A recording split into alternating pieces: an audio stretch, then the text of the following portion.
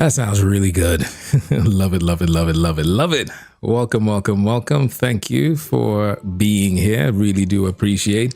My name is Sadiq. This is my Just Chatting stream. It's a wonderful Sunday night. Hope you've enjoyed the weekend. Hope it's been relaxing. Hope you've done everything that you wanted to do and a little bit more.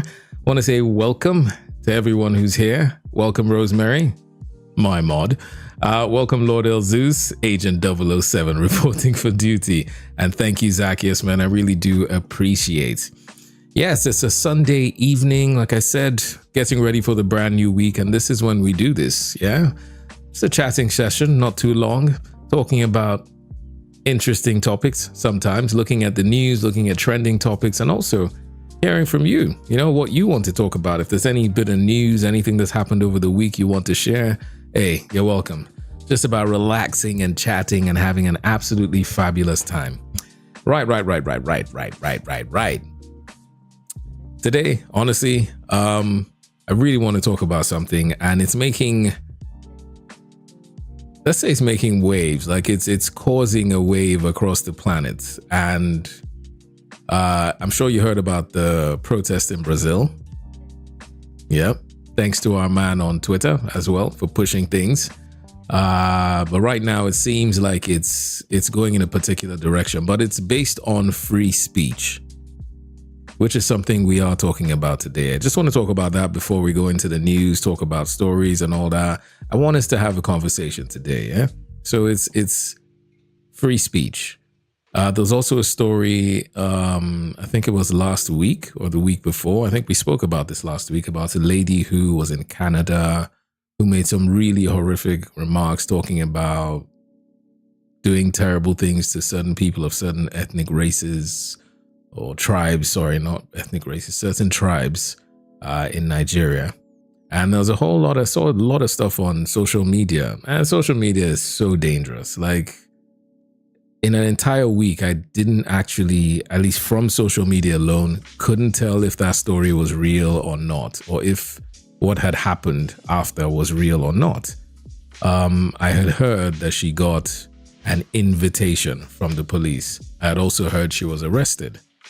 And then on social media, a couple of accounts came out and said, no, she hasn't been arrested. In fact, the woman who, I don't know if it's her because couldn't recognize her voice, didn't see visuals. It was just apparently, supposedly her on a phone call saying, oh no, she wasn't arrested.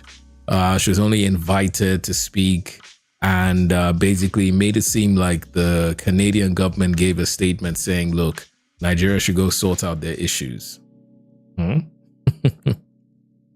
Interesting. Very interesting story. But it made me start thinking about, that story, what's happening in Brazil, about free speech. Also what happened in the UK a couple of weeks ago. Free speech. Everyone keeps talking about free speech. And before I go on, I would love to know, what do you think about free speech? Like, how do you personally define it? What do you think free speech is? Like, is it just unending? Are there lines that need to be drawn? Should we be able to say what we want to say when we want to say it? After all, it's just words. I'd love to hear from you. Personally, I just have never believed speech was actually free. And I don't believe that there is a difference. You know how they say actions speak louder than words? By my definition, your words are actions. Because if you look at the definition of an action, something has to happen. There has to be a change, a movement. And as you're speaking, your mouth moves, your tongue moves, your throat moves, your vocal cords move. So, hey, it's an action as well. So it's just weird how we categorize and say, speech, action. But I personally believe even your speech, your talking is an action. I'll go deeper into that, but I honestly want to know what you think about freedom of speech, the way it's being pushed now. Because on social media, there's this idea that, everybody should say what they want to say. You should be allowed to say it and there should be no consequences. After all, it's just words, right? Words are kind of harmless. I don't know. Personally, words are power. I have grown up understanding, and in the course of my career, understood the power of words. Words are just not fleeting. Words aren't things that are just like, oh, it's a word, it's gone. Words have power. Yeah, exactly. Words can make you smile. Words can hurt. Words can inspire. Words can demoralize. So words push actions. I remember during, I think I was, my foray into advertising, I was reading a book. And this is something I've said many times. It's such a powerful statement. And it was talking about in terms of advertising, but it rings true for a lot of things. And this guy, Ogilvy, said, Winston Churchill gave a speech for 3 hours and an entire nation applauded.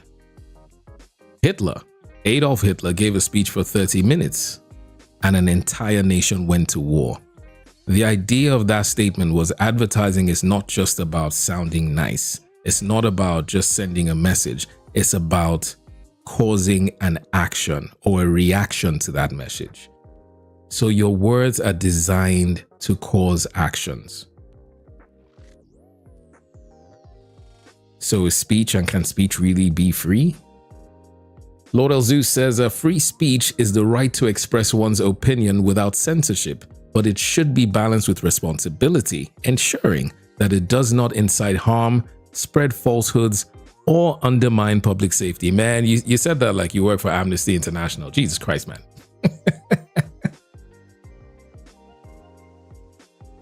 Honestly, because that is like a picture perfect definition of free speech. But the important part to that is ensuring it does not incite harm, spread falsehoods, or undermine public safety. So in reality, speech cannot be free because there are limits. The same way our actions cannot be free. I can't decide. I mean, they're sort of barriers or layers to this freedom. At home, by myself, in the comfort of your own home, in your sanctity, you could say whatever the hell you want. One, because it's not affecting anybody else. No one else can hear you.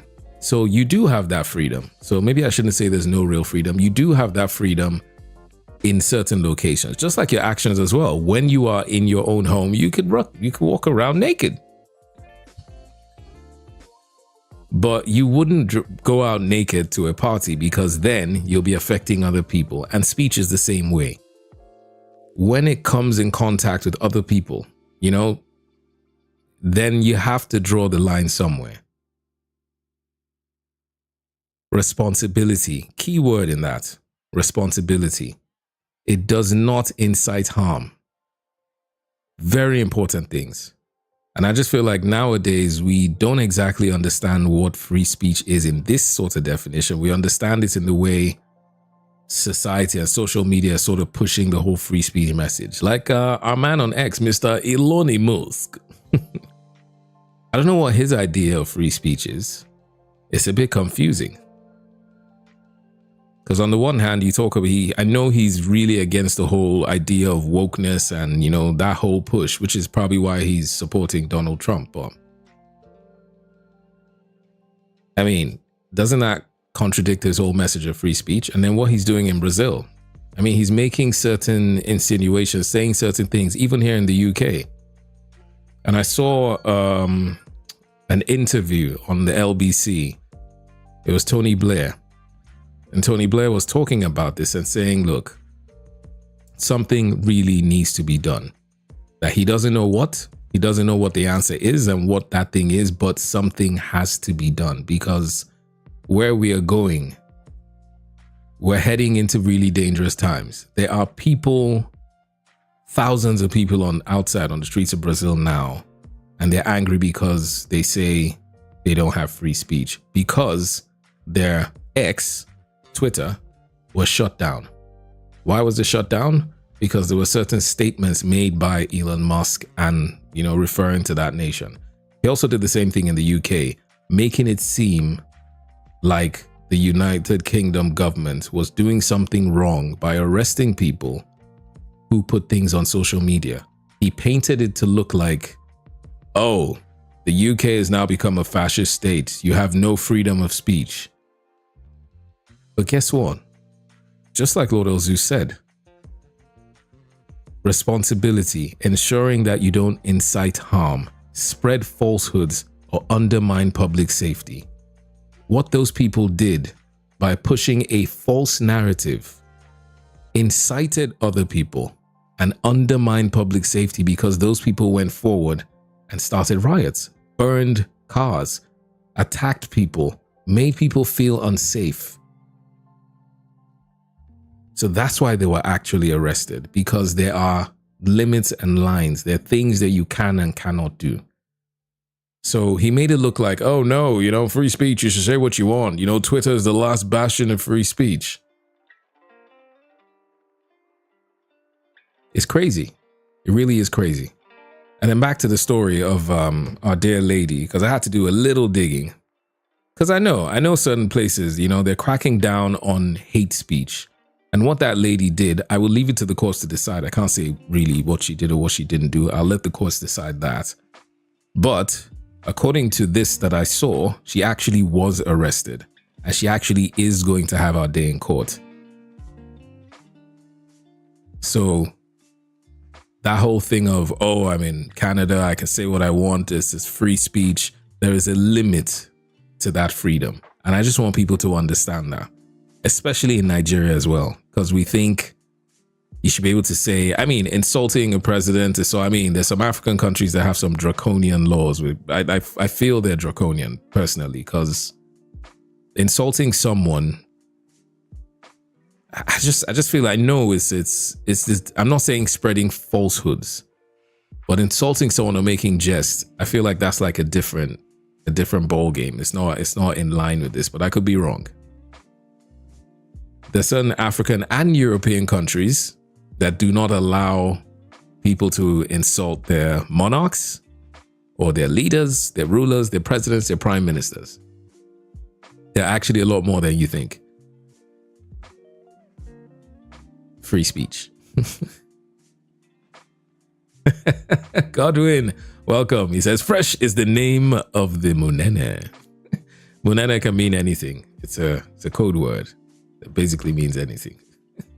But thank you, man. Thank you for being here. I truly appreciate. So, let me pull up what I saw about this lady. So apparently she actually had been arrested. I think it was on BBC. You have to find a credible source. Her name is Amaka Sonberger. Hope I'm pronouncing that right. Let me see if I can pull up the display as usual so we can see. Oops. No, it's this. There we are. There we are. There we are. There we are. Right. So our darling Canadian lady. All right, let's just pull this here. Canadian-based Nigeria, Amaka Sonberger. This is Pigeon. It says, chop arrest, charged with issuing a threat. So basically, it does say the police in Toronto, Canada arrested a woman who allegedly threatened some members of the Nigerian community on social media. Police say they got the call involving the threatening incident on the 28th of August. And said the woman, her name, Amaka, allegedly posted content with death threats, something the Nigerian government quickly reacted to. Police had arrested the 46-year-old woman on Sunday and say they will charge her for uttering those threats. So hey, it's not that free, man. It ain't free. And I just hope more and more we understand that it ain't free, and there are responsibilities that come with everything. Like if we have actions, I think about it, man. Even who was it? Was it Idi Amin that said, speech is free, but the consequences or something like that, the consequences of your speech are not. Do you really want a society where you can say anything and get away with anything? Is that what we're truly pushing for? Or do we need boundaries? Should someone be able to do what she did and get away with it? Should people be able to go online and say something happened that didn't happen and cause people to go out and destroy? And, you know, another thing, responsibility as well. Like, who takes the responsibility when these things happen? Like, if I told someone something that wasn't true, they got angry, went out and destroyed stuff, are we saying because of free speech, the person who incited another person with false information should walk on by, and the individual who actually went on to do it should go to jail? I don't know, man. But this woman, this is scary. You know, it kind of ties in what we're talking about with the whole tribalist thing. This happened right after that conversation, and it's scary. It actually is scary. But this is what freedom of speech looks like, according to a lot of people on social media. They want it to be a place where you could just go in, say whatever you want and get away with it. And I mean, I love his definition, but I wanted to pull up another, which is close. This is, I mean, if we're talking about people who we should look to with regards to definition of freedom, we're talking Amnesty International. They're the definitive organization regarding freedom. Let's put it like that. And according to them, just like Lord El Zeus said, there are limitations. There are limitations. We can't just go out and say what we want to say. So, you know, I just wanted to get on that really quickly because it seems to be spurring a lot of conversations and a lot of movements, and this whole idea of what we can and cannot say. What are the limits? What are the boundaries? Do you think where we are, or do you think we need more boundaries? Do you think there needs to be steeper punishment, especially on social media? Because it feels like we sort of understood everything before social media came, and now it's like we need to start redrawing our lines. Like, where does it stop? Where does it end? Can I just say something about someone and say, oh, it's social media, I didn't know? Like, there's another guy in Nigeria in the past week. I think someone put out a post. He went onto that person's post and threatened their life. He got arrested and quickly changed his tune. Oh, I'm so sorry. I was just really tired and stressed. I didn't really mean it. I'm not that kind of person. Completely changed his tune.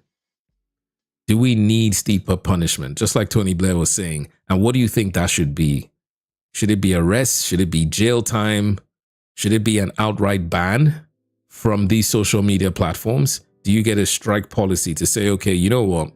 If you've said this on blah, blah social media, Twitch, Twitter or X or Facebook, should it be the responsibility of that platform to ban that person completely? Should that be where we're going? Do you think that might help? I'll give you another really funny example of freedom of speech and how parameters and limits can change everything. If you're in here and you've played Call of Duty in the past 10 years, holla.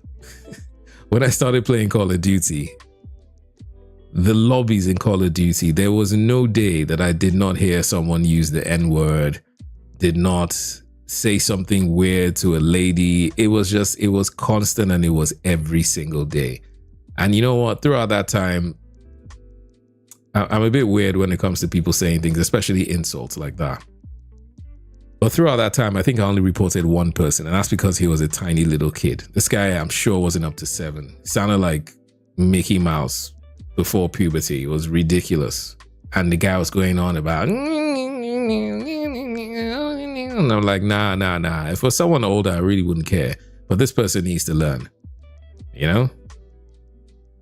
And what I was saying about not really caring, like words are funny. Like the older I get, 27, the older I get, the more I realize, you know, as much as words have impact, and I do understand that they impact people and cause people to do things, for me, it seems like that impact is less and less. For example, and this is an example a guy gave, he picked up an item and he said, you know what, all of you right now in chat, cuss this thing. Insult it. Say it looks like a goddamn giant pill and it's horrible. It's dog shit. It doesn't change the value of it. It doesn't make it more expensive or less expensive just because of your words. And this is just in reality, as in like right now. And even if you praise it and say, oh, this looks nice, it still doesn't change its value. Although then again, you can argue that if someone writes a bad review about something, yeah, but it doesn't change the price now, does it? Lord of Zeus says there's a thin line between free speech and jail term in a country that works. Lots of people are still being arrested following the riot protesting you. Man, let me tell you, Lord El Zeus, not even these riots, the riots that happened a couple of years ago, it took an entire year or more than 1 year, I think either 2 years. They kept on, just the newspapers had forgotten about it. They found people and they arrested them. And that's what's going to happen now. People are, for the next year, everybody who made any sort of statement on social media that broke those boundaries you spoke about, they're going to spend time in jail. And you know what's really painful? It's not like Nigeria where you could come out of jail and be a president, or, you know, no one would care. We don't have like a record. But here or in other nations, you know, like Canada, if you have a criminal record, it is going to be hell getting a job. It is going to be hell doing a lot of things, because every form you fill, you are going to have to say that I have a record and I have been arrested. It is a tarnish and a stain for the rest of your life. It is heavy. So these guys that have done this, they do not know the irreparable damage they've done to themselves. And I'm sure when they get to court, they'll find out. You know, harmless thing like just typing something on social media. Oh, yes, they should all die. Yeah. And then look where it is. It's crazy. It really is crazy. And just another view of what this whole free speech thing is doing. Look at this. Brazil's ex drives outraged Bolsonaro supporters to rally for free speech.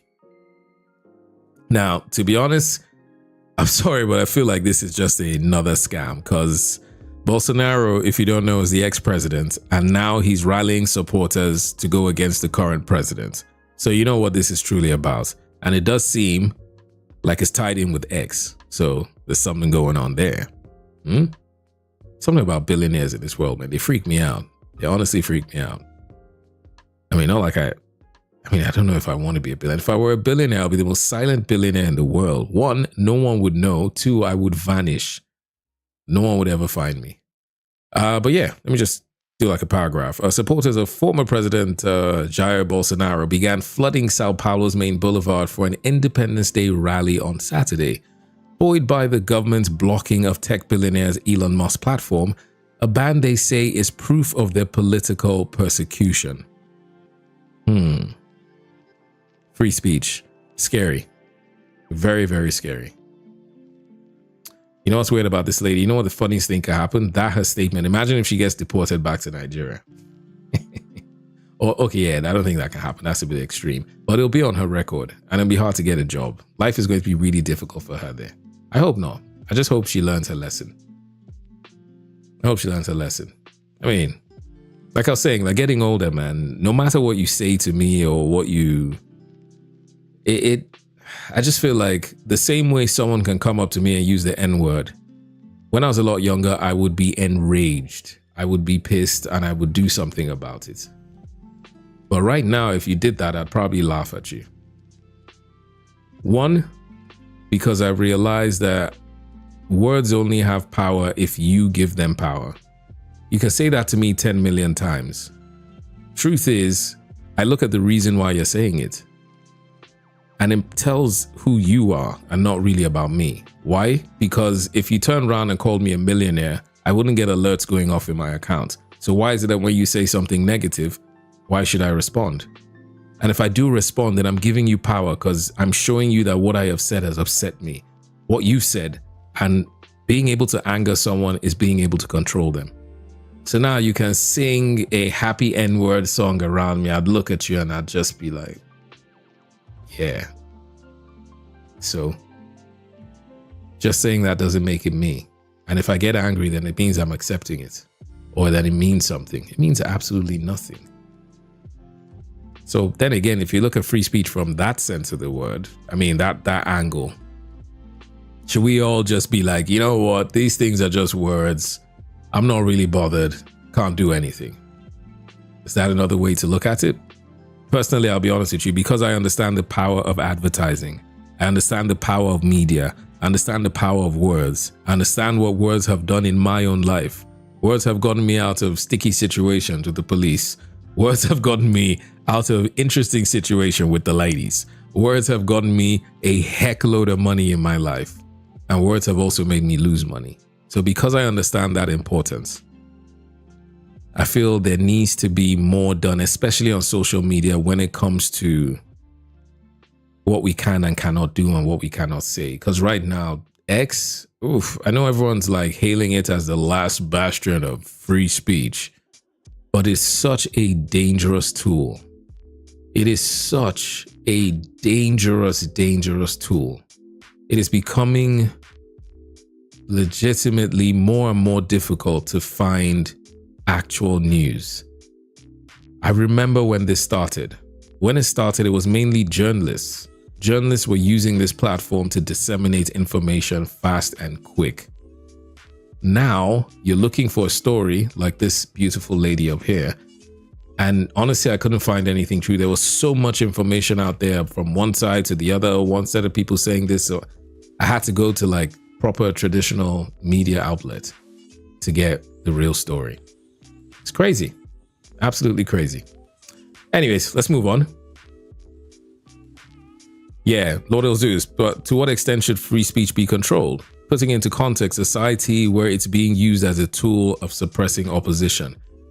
Yeah, I get that. And that's why I'm saying, like, you know, there are two sides to that coin. There's the one side where you're like, okay, there needs to be a limit. But I like the way you broke it down about, anyways, well, people can twist that in politics as well. And say, oh, you know, because look, Bolsonaro is out there in Brazil. It's now become political. It's not really about free speech anymore. It's about, look, I'm your ex-president. This is what I believe in. Get this guy out. I mean, it seems like that. Because social media can be used as a tool to push that. But that's the thing. I'm still thinking about what Tony Blair said, and it makes a lot of sense. Like, where do we draw the line? Where do we say, oh, you know what? This is taking it too far. What kind of checks and balances do we put in place to make sure that these tools that we do use don't turn around and bite us in the bum? So it can't be used. But to be honest, it's a very difficult thing because I feel it's not really about the systems. It's about the people using the systems. Think about democracy. Democracy will work in a society that wants democracy to work. Democracy will not work in a society that does not believe in it or doesn't understand it or doesn't think that it's for them. It's how you use it. It's like a gun. A gun in the hand of a thief is a different weapon than a gun in the hand of a peacekeeper or the policeman or a soldier. And even the soldier, depending on what side. So it's not necessarily the tool, which is democracy or these rules that we're putting in place. It's how these rules are going to be used and how society is going to deal with it. And you can say that what's happening in Brazil is technically society's way of putting that check and that balance. They want their X. They want to be able to say what they want on social media. So should the government be imposing anything on them, or should the social media site answer to the government of that country? It's a tough thing, but we need to start having that conversation. I feel the quicker we start having the conversation, the better for society and humanity, because it is getting out of hand, man. It is getting out of hand. Let's look at some interesting stories from the Nigerian dailies. There's this one here that I find really interesting. It was something I saw on social media. It's Pastor Fufe's miracle water, soap, and others fake, according to NAFDAC. Now, this is a really interesting story, and this is something that happens on the African continent that just makes me sad. Basically, this guy is a pastor, and what he has done is he claims to be selling miracle water and miracle soap, and he's selling this to people. It is water, and he says it will change your life if you drink it. it doesn't, I don't think it has any minerals, at least according to the story and what NAFDAC has said. It's not what it claims, but there are people buying this and he's making money from it, and he's a man of God. So there's a guy on social media.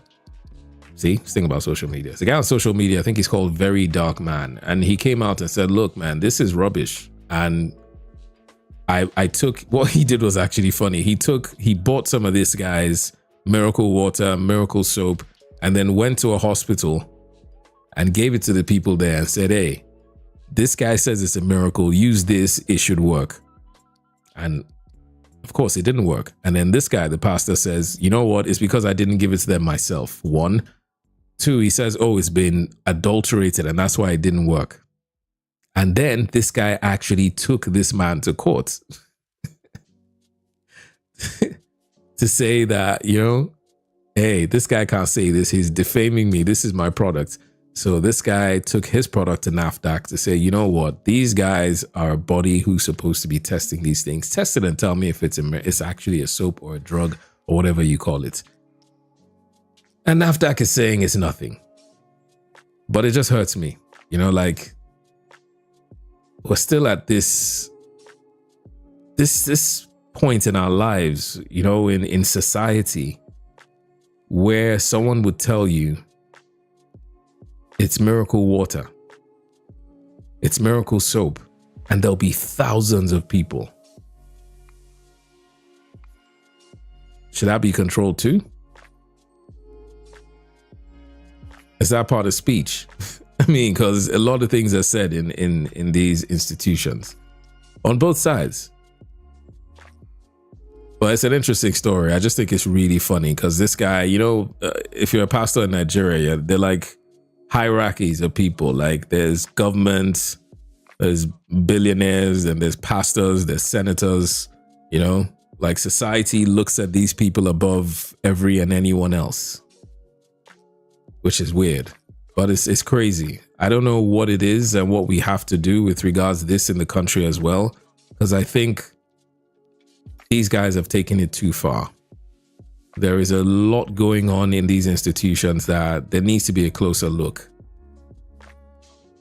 Oh, of course he's withdrawing the lawsuit. You know why? Because he's going to lose one and then he's going to get countersued. I just hope this guy doesn't leave it at this. I hope he takes it further. Of course he's rejoined. It was like some billion naira suit. It was meant to intimidate and scare this guy into a hole because of the hierarchy. I am a pastor. I'm a man of God. I have connections. I have politicians that are in my church. My flock is over 150,000. They're good guys. Don't get me wrong. I have met some brilliant pastors in Nigeria who are not like this, who don't sell miracle water, who actually go out and do something. I'll mention a name. There's Tony Rockwell. I don't know if there's any controversy around him, but I met this guy myself. I was going to work with him. And he showed me things he was doing, and they weren't things that I usually see associated with the church. He showed me videos of people and drug addicts in parts of Lagos, things I had never seen. I mean, I knew they existed, but I hadn't seen it, and to what extent. Because to me, the drugs, when I think Lagos and drugs, I'm not thinking guys on the street, to be honest. I'm thinking guys in the nightclubs and the parties, because I saw them doing a whole heck of drugs. A lot of people in entertainment.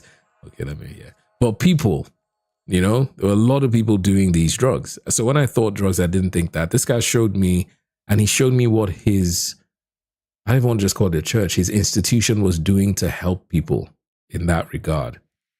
Help people with businesses, do that. So I'm like, I feel the guys who, I mean, so there are good guys who are using their position responsibly to actually impact. And then there are other people, I mean, look at the way this guy is dressed, man. I don't know, it really gets to me. It really does. It grinds my gears because I'm like, you are just taking advantage of people who are suffering, and you are sometimes milking these people, making them, and I know people who have decided not to seek medical care because their pastor told them they would pray for them and it didn't end well. And I've also heard other guys who have said, look, don't go to my church, go to a hospital. This is something, I will be there helping you. But so I know there are two sides, but the guys who seem to be at the forefront, the guys who seem to be known are the ones who are like this, who go around with police guards and guns, and they have convoys, and they're telling people God will protect you, but they don't have that faith and have to have bodyguards. I worked at a radio station once, and we're supposed to do like a partnership with one of these churches, and the guy sent his representative to like sort out the dealings and all, work out with production. I was head of production at the time, and this guy, not even him, his representative, came down with about 4 mobile policemen and bodyguards, and they had guns, and they were all wearing the church's t-shirts, and that was supposed to be like making a statement. A church. Hey, Dr. Sid in the building. The raid is on. Thank you so much, my brother. How you doing? Hey, you're done with Wukong? I wanted to watch you play, man. I have to watch you play. But thank you so much for the raid. Thank you, raiders. Everyone tuning in. My name is Sadiq. I am a dad gamer. Oh, you got a work call. I see. But thank you for the raid, man.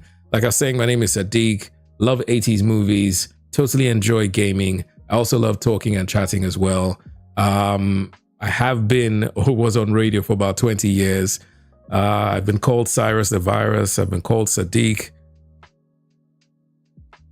I've worked everywhere from rhythm to smooth FM to Lagos Talks to Classic FM. I've been everywhere. I'm like a radio whore. But yeah, I'm here right now and I'm doing my thing. Sundays are where we sit down, relax, and have a chill time, just talk, just chatting session. Friday, Saturdays are for gaming. So if you enjoy Black Myth Wukong, like you saw with Dr. Sid, I'm your man. So hey, thank you so much, man. I really do appreciate. Oh, King Billion #1. Thank you for the follow, man. I appreciate that deeply. Totally, man. Totally. And if you like games, because you were watching Sid and Black Myth Wukong, man, come see how I do things. Okay, Sid is a professional. He does things well. As me, I die. I die on repeat. My death count should be like 70 something. And this is just bosses. But thank you for joining in, man. I really do appreciate it. Sid, I will holla at you. Oh, you remember? For real? Ah, that's so sweet, man. I haven't been on air for years, man. And it really touches me when people, even on Twitter amazes me. Because it's like every single day I get a random message from someone saying, hey, I don't know why this guy is being this. He should be more like this guy. I'm like, wow. Years have passed by and you guys still remember. Thank you. But thank you, man, King Billy. Welcome to the family. Truly appreciate. So now, where was I? I was talking about this guy, this individual and people like him. And, the whole miracles and things. I honestly, I wouldn't lie to you. I believe in miracles. Not miracles in this way that they do like, what color is this? You've been blind all your life. Not those kind of miracles. I'm talking about real miracles, things that wouldn't normally and naturally happen that occur. I believe in them. But what these people do is basically entertainment. I'll tell you for a fact. Anyways, I was telling you the story about how these guys came into the office. Let me get a drink of water for a second.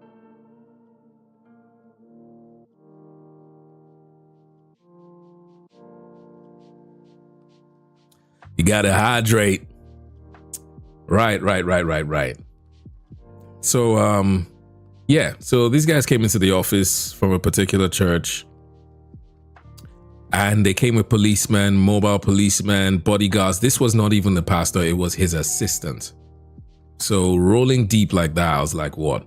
Now, one thing at the time, I had a boss at the time. He was, I don't know if he had just left, but he was in the Senate at the time. So he was pissed because he's like, look, I have these things, but this is my office and you come here with policemen thinking you can go into my studio So he was even just ticked off, you know, first off, like, who the hell do you, it was an ego thing, clearly. Who the hell do you people think you are? So he made sure the policemen and all did not come up, because he's like, look, this place is secure. You don't need anyone. Besides, it's not even the main guy. Now, here's the thing.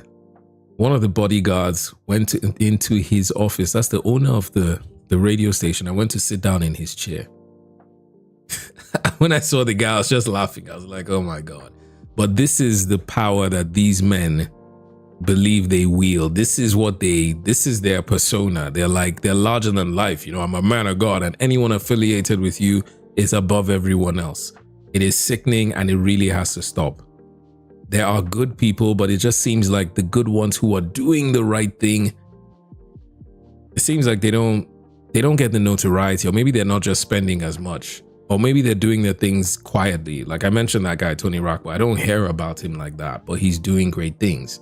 You hear about these guys, always best dressed, always, you know, with the most expensive watches and things. And it's sad. So I saw the story and it just made me laugh, because it's like, this is a win. This is a big win. Because one, the guy who started this has not been bullied. Two, other people as well would now start to look at these guys. Although, sadly, I have this funny feeling that this guy will still continue selling this stuff. This miracle water and miracle this and miracle that. Yeah? It's just sad. It's really sad. Oh, Big Brother. No eviction for week 6. So is there anyone here who watches Big Brother? I mean, Big Brother Nigeria, or I remember watching Big Brother, but I'd seen the one for Africa first, and then I had watched Big Brother America, and then I saw Big Brother, I think, in Netherlands, and then I saw the one in the UK. Hey, Kolawole Alpha. Look, man, shout out to Kolawole. He works at Lagos Talks. That is that station is my baby, man. I say that. I tell Chris Ubosi that this station is my baby. It's my darling, because I work like a donkey to make that thing come. He's on there now. I think he does the drive. I think you're on the drive. Yeah, tell me if I got it wrong though. Yeah, I think he's on the drive time. Absolutely brilliant guy, man. He sounds amazing. I wish I could pull him up here so you can hear his voice. Brilliant stuff. But yeah, anyway, so this guy pulled into that radio station, tried to do this, but at the end of the day, the boss came in and walked all of them out, which is something I totally loved. He came at the time and said, you know what? Yeah, the live drive. He came up and told the bodyguard, told the person who was on air, said, you know what? We're not doing this. You guys, bye. Everyone get out. I feel like that we need to do that more, because this whole idea of pastor. I mean, I've been to a church. The last church I went into, yes, I went into a church. I didn't catch fire. The last church I went into, it was one of the best experiences I'd ever had in my life, because I was with someone at the time, and everything I had said to that person about my beliefs, what I think should be, this guy said it right there in church.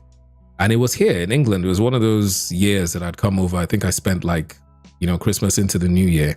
And he was just like, look, if you've been to any church where the pastor is on a podium and he's above you, get up and leave.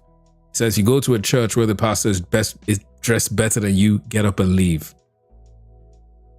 He just kept saying things like that, look, I'm not here about the money. He said, he showed a little webcam at the back and a laptop. He says, I don't want you to come here and donate anything. We should be the ones giving you. He said, I don't want you to spend your transport money if it's going to be an inconvenience. That's why we set up this camera. Stay in your house, use your internet, and watch me. You will get whatever feeling and whatever vibe or whatever emotion will be carried through. He said so many things. He was looking, there was like it's a really big church. He had like this coat of arms or something, I think to do with the monarchy. And he said, look, this giant thing here, the monarchy, look, he says, look, all this doesn't matter. That's not Christianity. He said what Christianity is, and he pointed to like a tiny picture at the back. He said, that's what it is. It's that little picture at the back is humility. But those things he said, man, like if a pastor is speaking above you, above in a podium, he said, man, that if you go to the scriptures, he didn't just speak at a podium. It was a community. It was a conversation.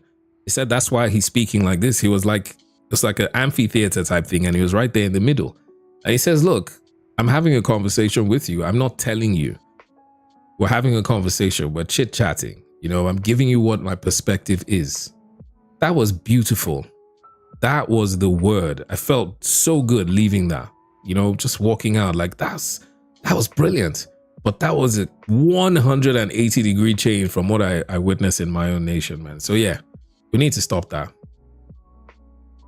We really need to stop that. See, oh wow, there's another one here. Is it the same guy? Oh, this is another guy. Or is it the same dude? I'm not sure. I think it's the same dude. Anyways, thanks, man, Kolawole, for being here. Truly do appreciate.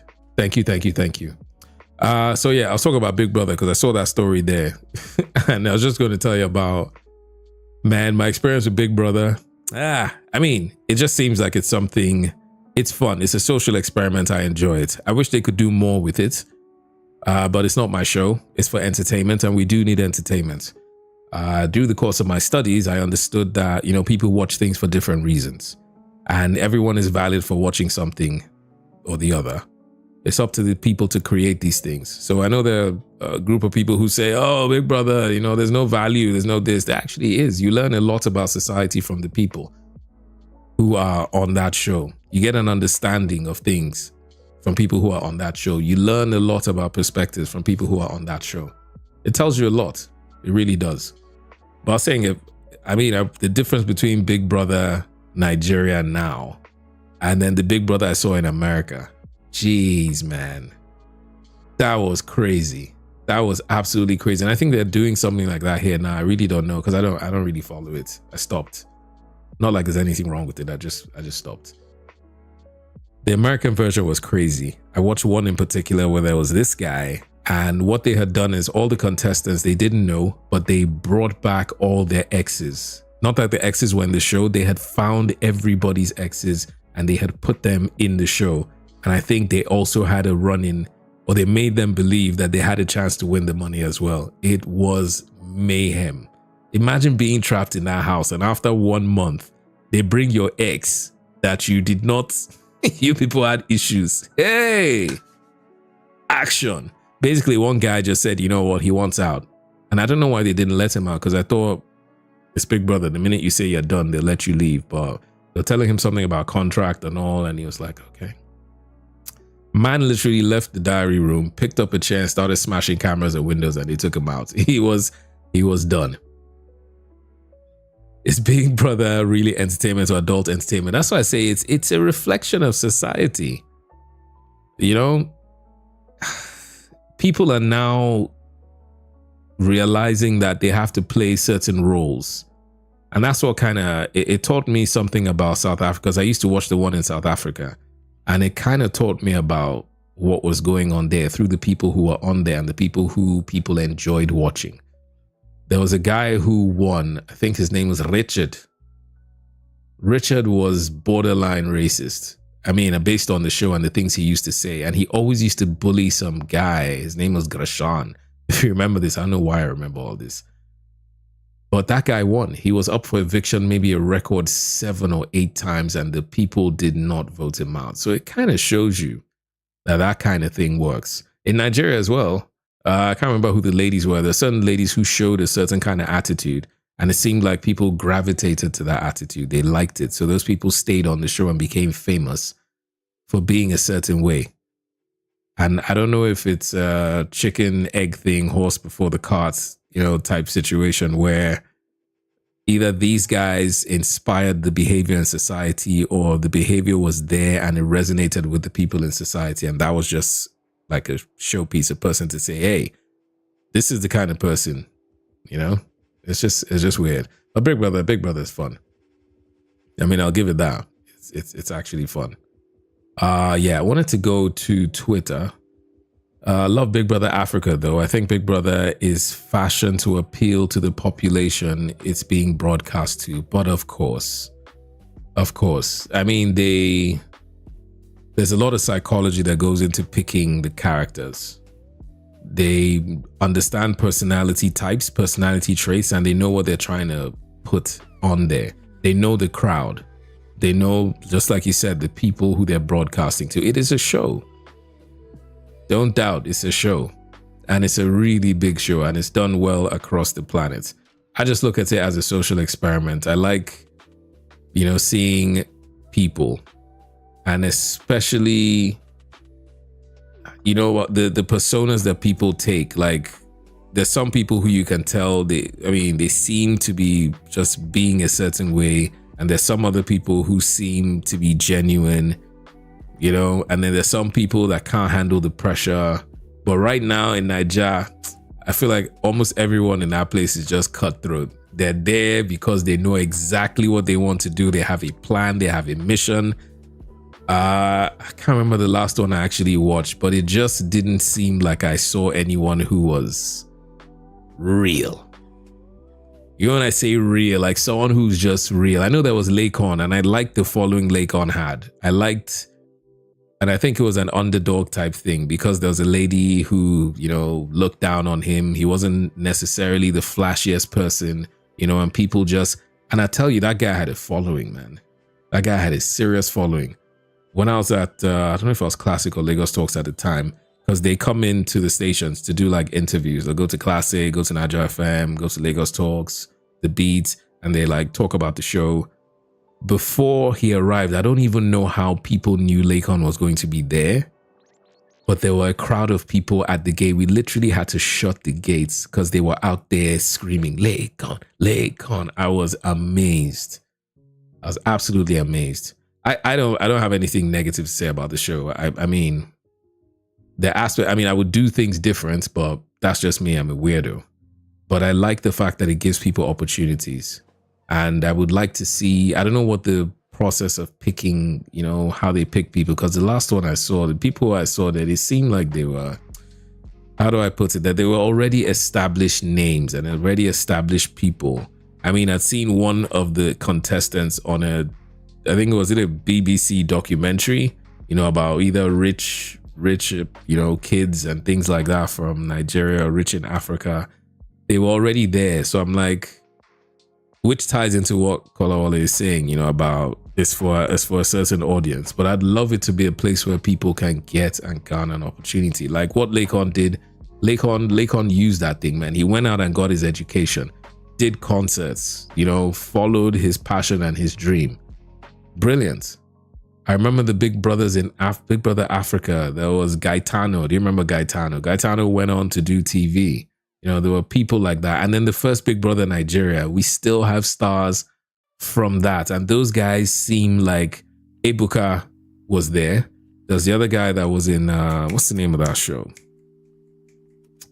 The show that was on Mnet. Stripes? No, I've forgotten the name of the show. But he's on there. And there were a couple of people as well. So I like that aspect of the show. The fact that it gives people an opportunity. It's kind of like a Mockingbird. Rosemary told me about this thing and I forgot it again. It's kind of like that kind of thing. But it's fun. It's fun. Love Big Brother Africa. I think Big Brother... Oh, yeah, that's coming again. Oh, what's that coming in again? That's weird. Anyways, moving on. From pastors and all... Oh, yes. More drama of a political name. Hunger Games. Yeah. It's kind of like a Hunger Games without the, extra. Tinsel. Thank you very much. Tinsel. There are a lot of stars from Big Brother that showed up on Tinsel. And one guy in particular who's a really good actor. And he came from that show too. That show was... That first Big Brother Nigeria, I think that was a show that I liked. I think they had the right group of people, the right characters. I think a lot of people were just very real. Right now, it doesn't, and I mean, this is a personal thing, it just doesn't seem as real.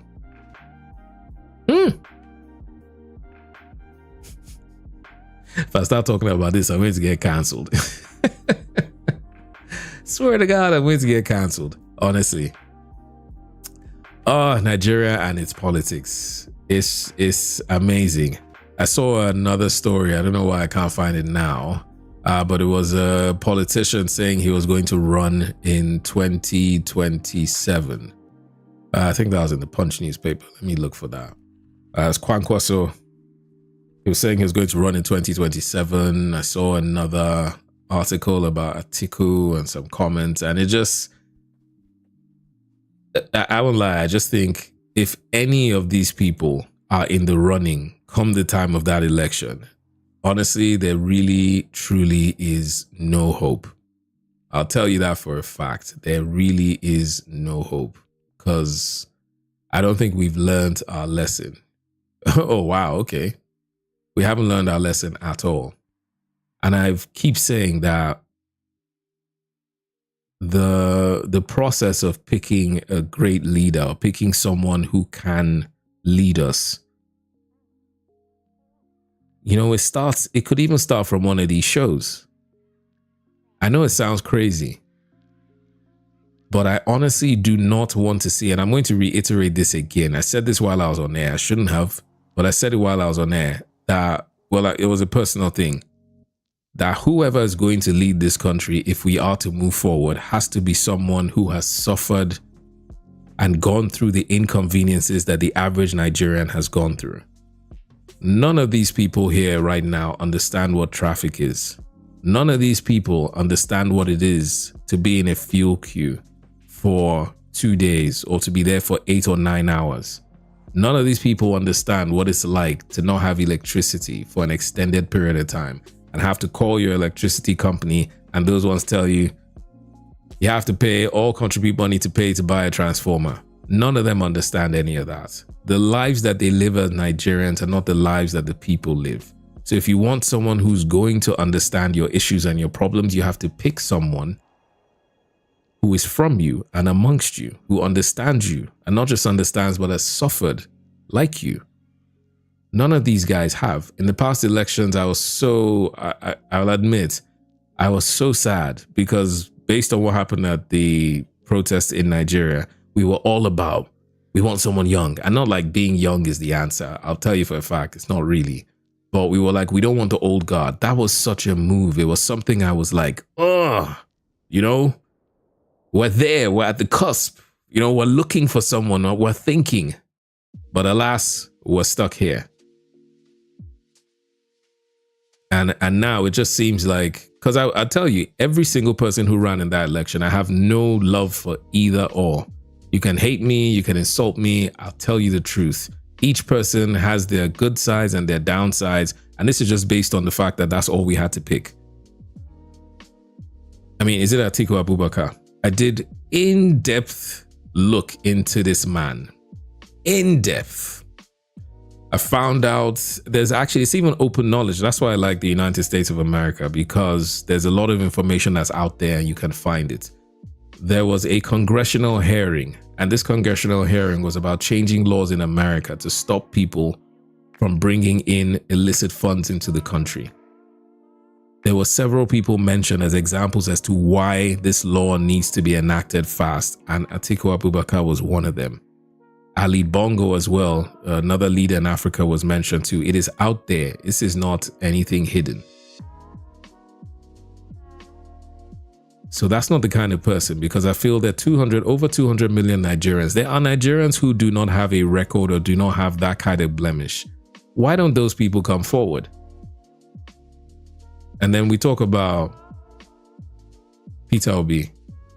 Now, I'll tell you again, the reason why I would have loved him to win, it has nothing to do with the fact that he's not even new guard or new school. He's been there. He's he's been a governor in this country. He's had ties with these people.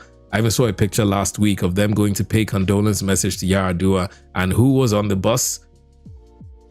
It was Peter Obi. It was Atiku Abubakar. It was the current vice president. They were all on the bus together. So what are we saying? But the only reason why I've wanted him to win has nothing to do with what he'll have truly done for the country. Let me not say not what he'll have done to the country, but more of what he'll have done to the psyche of the people in Nigeria. That was his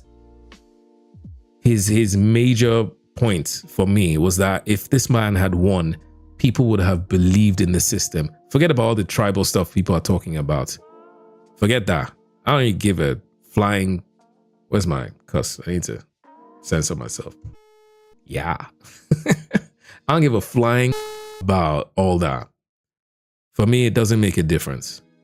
all I just wanted was people to feel like their votes actually meant something, because it'll have been a groundswell. And what that would have done will have put Nigerians in a place where they'll have felt like it actually mattered.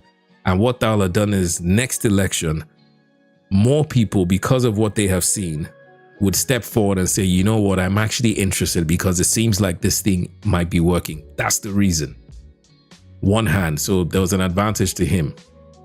Hey, Eddie Woon.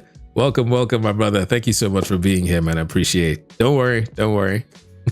We will still game tonight. So, you know, that was his. For Tinubu, yes, he's the president of Nigeria. Did I want him to win? Honestly, no. Did I think he was going to win? Yes, for many reasons.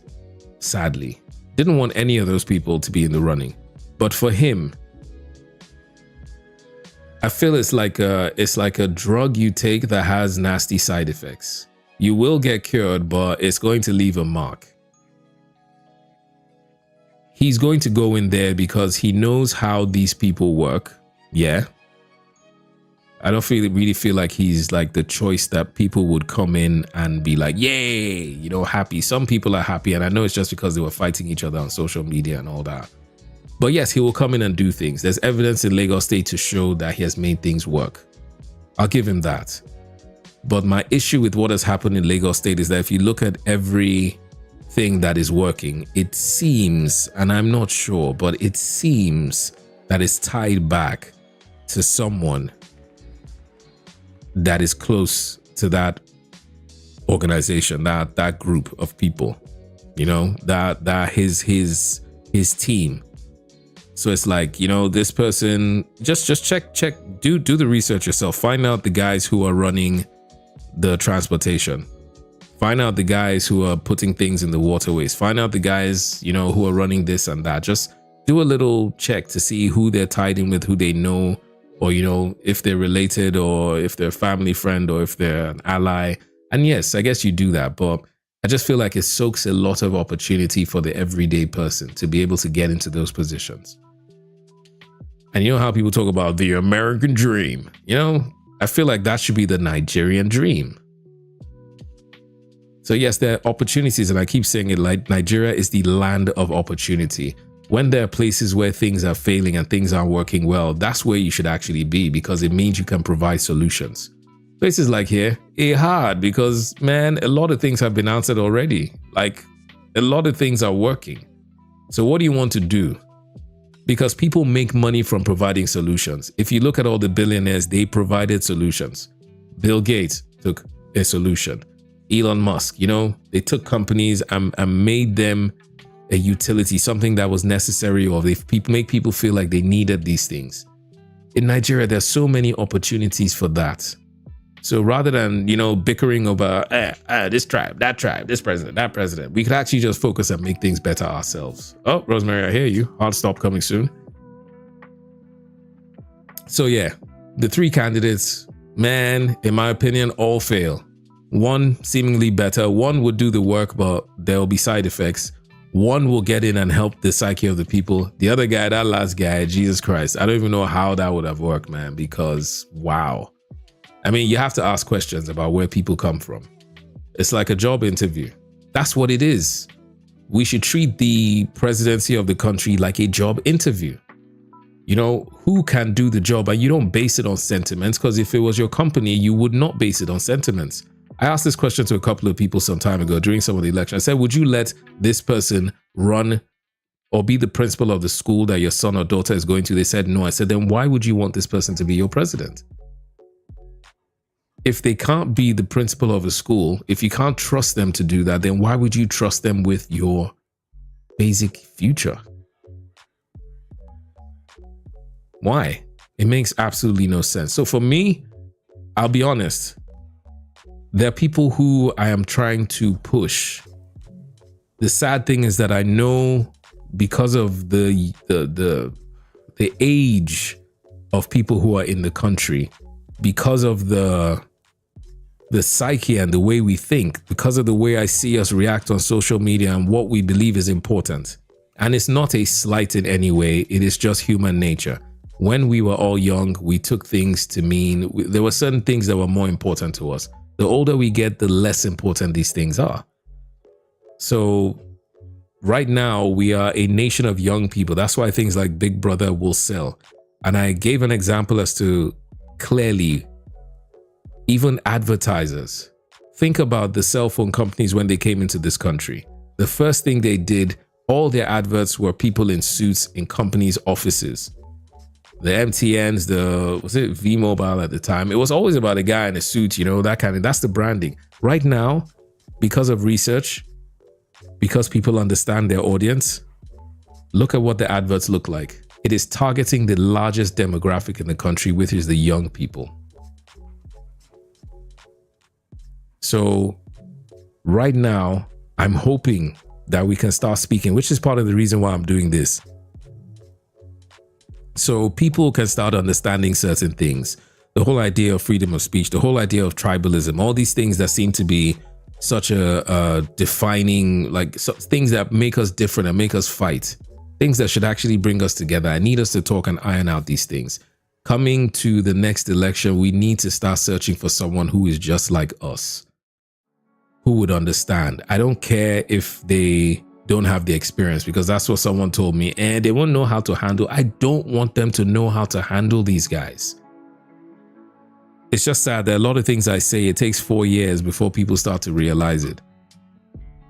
I remember telling people, man, the people are the structure. People told me, no, you can't vote for this person because there's no structure. When Peter Obi was doing his campaign, I heard a lot of people use that term, the people are the structure. That is how it's meant to be. So right now, we need to start looking for people who are like us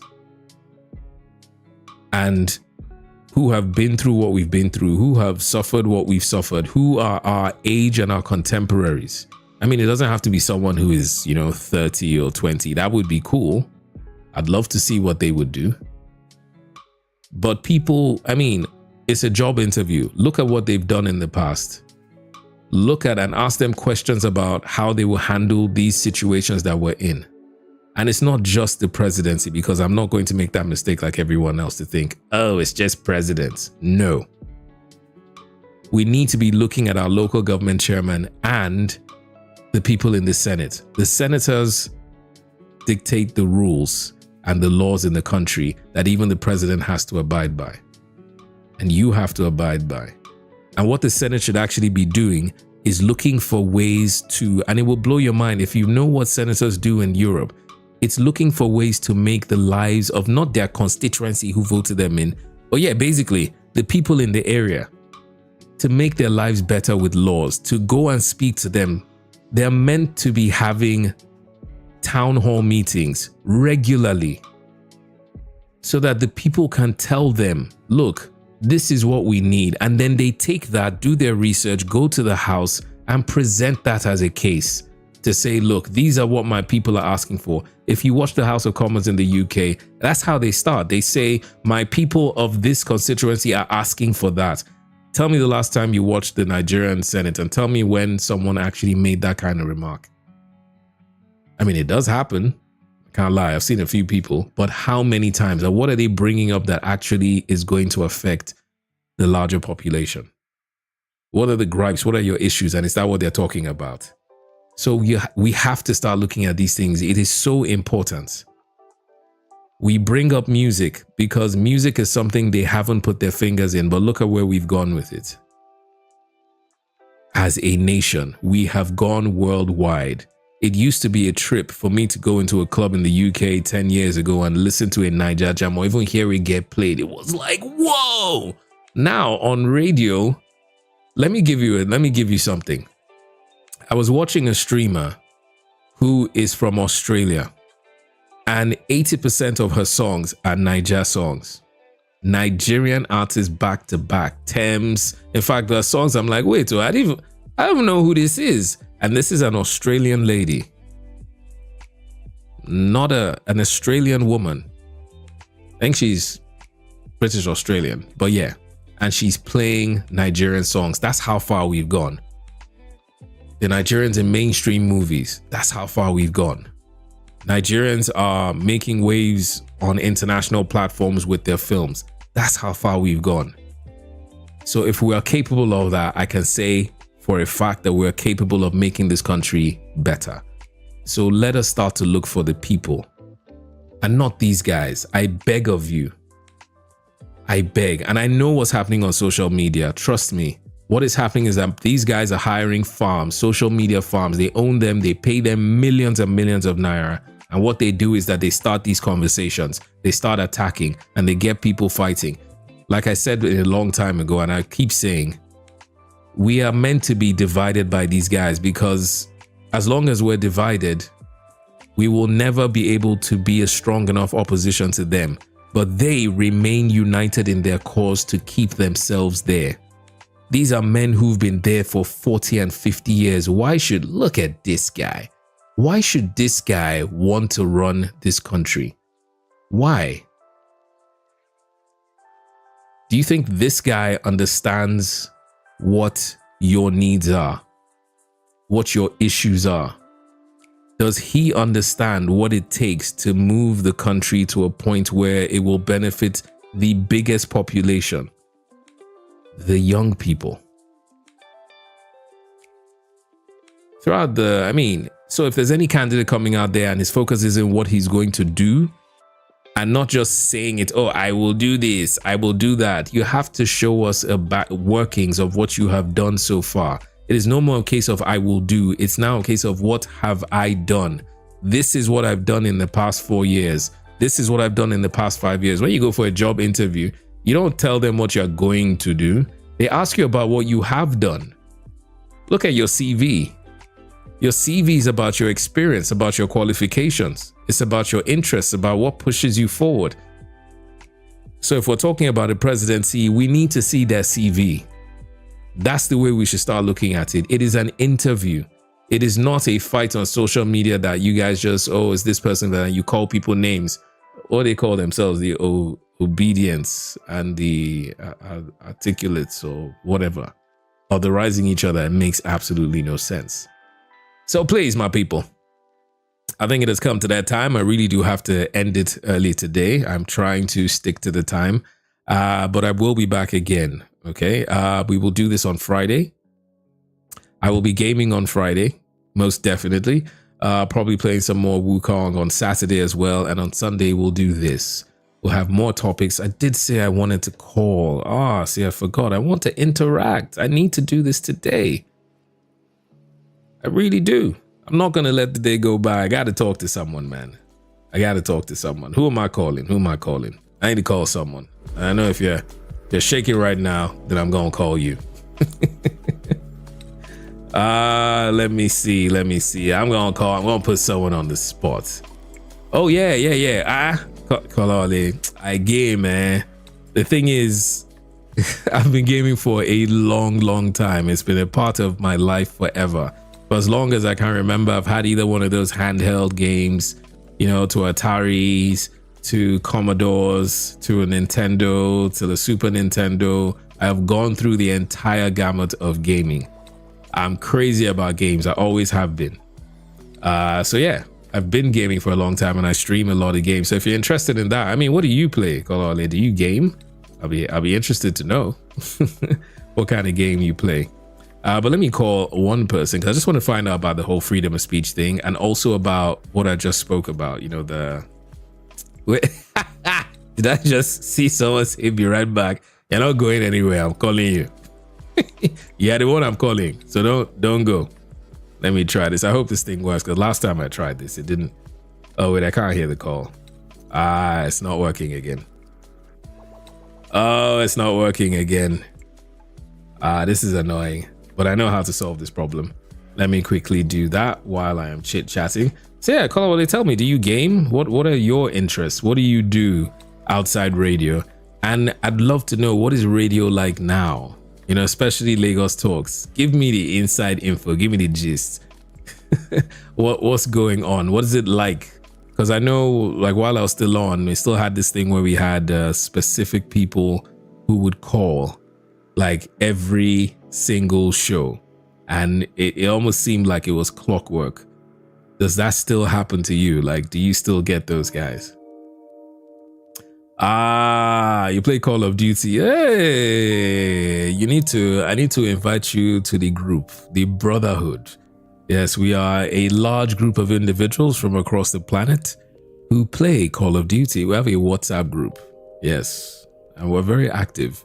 So I'll let you into that, man. That is a lot of fun. I love Call of Duty. Not as much. I mean, Black Ops 6 is out. I love it. I'm really having fun with it.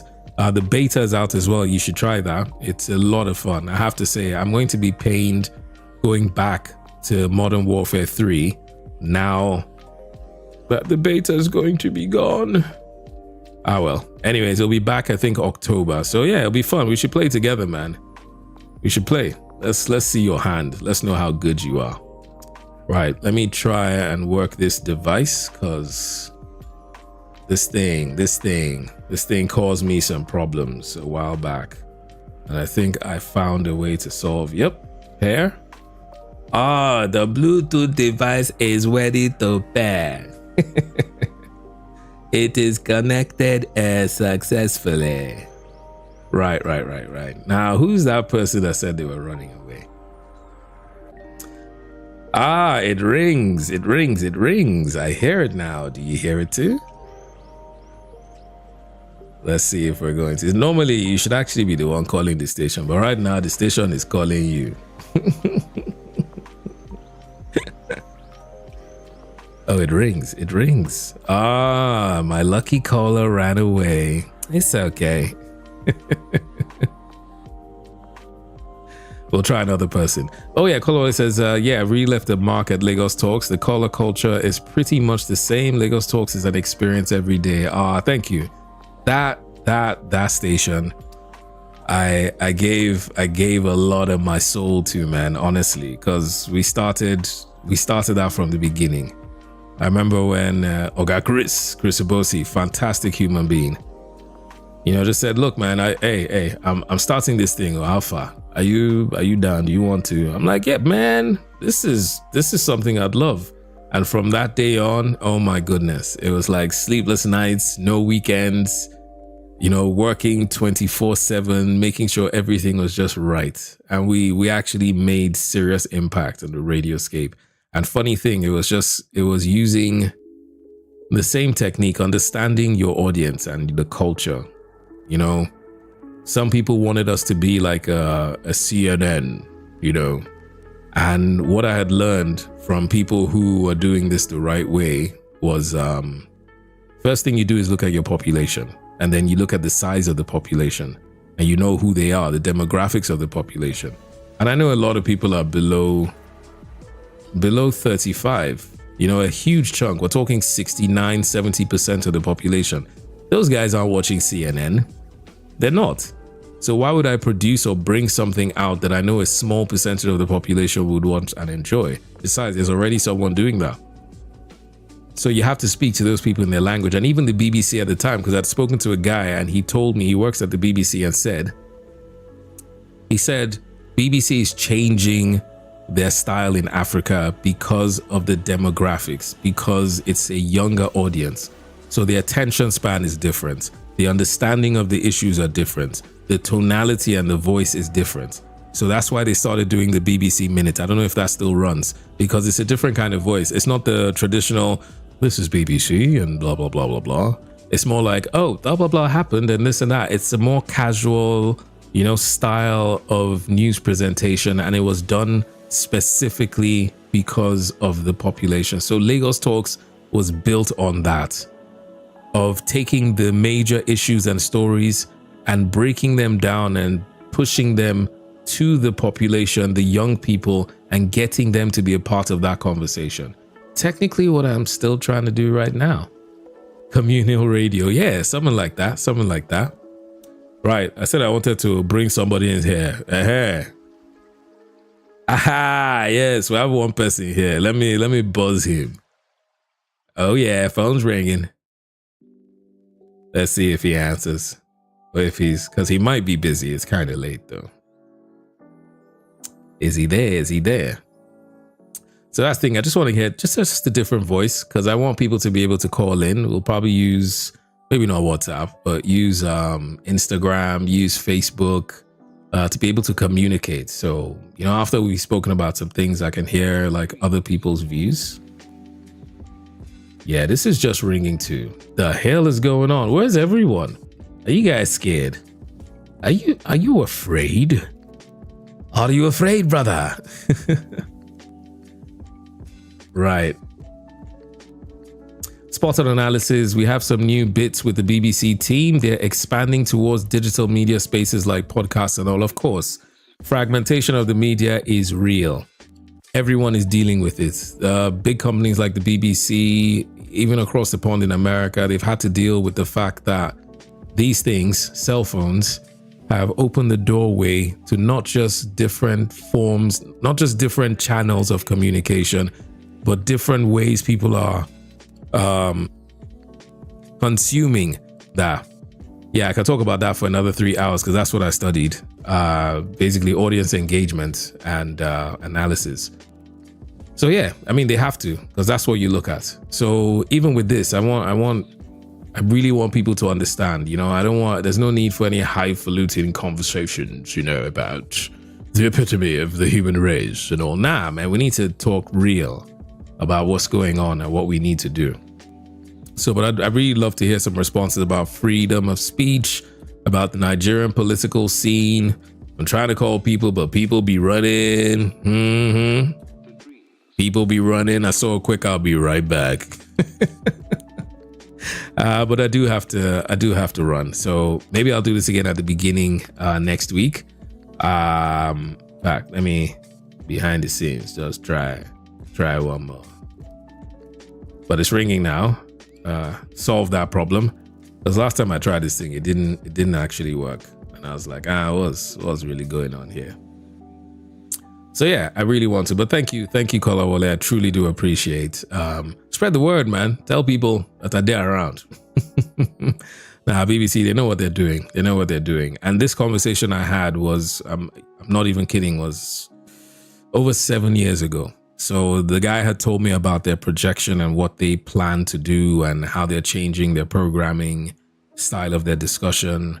And as well, I guess it's what we need to do. I would love, and this is an idea, I would love if a newspaper carried on with this, like with this idea, the same thing that the BBC is doing, which is targets out, I just need to say the BBC, with what Lagos Talks is doing, which is speaking to that younger demographic about the issues that will concern them in the future, breaking them down and letting them understand. I wish a newspaper could do that. And in fact, I don't even think a newspaper, because I could do a Zoom. This is why I like having conversations. I love it because people bring ideas, and that's why I love the whole idea of this chat. Because it's not just, I know I can talk for 12 years straight, I understand, but it's not just about me talking or expressing myself or my views. It's about learning from people too. And I really enjoy learning. It's one of the things that gives me the most joy. Like, even with the whole journey of streaming, like, I have learned so much. I have read so much. I have watched so many videos. I feel like I can give a few lessons myself. But yeah, I'll do that. I'll actually put that in. I think that'll be an easier way instead of putting people on the spot. But that'd be nice. But thank you. I really do appreciate. I hope this continues. It will continue. I'll make it continue. Like I said, it's a mistake I made in the past. I was going to do this a lot earlier, but I thought, I need to have the numbers and then I'll start. Nah. Right now, even if there's one person here, I'm more than happy to speak to one person every Sunday and have this kind of conversation, because I want us to connect. I want to learn from you more than you can learn from me. And speaking and having these conversations does that. It puts a sort of a little droplet, like a little, it's like flavoring, just like, it adds a little thing just to put that conversation at the back of your mind. You never know, because the people you speak to and the people you talk to can speak to other people and things can snowball. Words have power, freedom of speech. But thank you for being a part of this conversation today. Truly do appreciate. As usual, I say this all the time and I mean it from the bottom of my heart. Time is the most valuable commodity that we have. You can get everything back in the world, but you can never get time back. And the fact that you spend this amount of time with me, I cherish it I appreciate it, and I'll never take it for granted. Thank you so much. Thank you, Kolawole. Thank you, Godwinius. Thank you, Zach. Thank you, Rosemary. Thank you, King. Thank you, everyone. And thank you to the people who followed. I don't know why these, maybe it might be this thing, this window capture that's in the way. I know I did get a couple of followers and subscribers. I will check out and see why these things didn't work. Oh, yes, we had King Billion. Thank you so much. Aha, there we go. King Billion, thank you. I do appreciate the follow. I also appreciate the raid. That was really, really nice of you, Dr. Sid. And right after this, we'll probably be going out. I mean, not going out, but going into playing some games. And let me remind you, of course, next week, Friday, we're going to be gaming, man. It's going to be a lot louder. It's going to be a lot more fun, trust me. Friday and Saturday, we'll be playing some Dark Black Myth Wukong. Probably on Saturday, and on Friday, we might start something else. But have a wonderful, wonderful rest of the evening. Have a great, great week ahead. Stay positive. No matter what you have in front of you, no matter what you think is holding you down, it is only for a particular period. You have all that you need to conquer and overcome. Believe and you can get it done. All right? Have a great night, and I will see you next week. Okay? And please, if you are here and you have not followed or subscribed, do something. Shake body. Support my stream, man. All right? Thank you so much. I will see you soon. Have a great evening. Have a great night. Have a great morning. Cheers.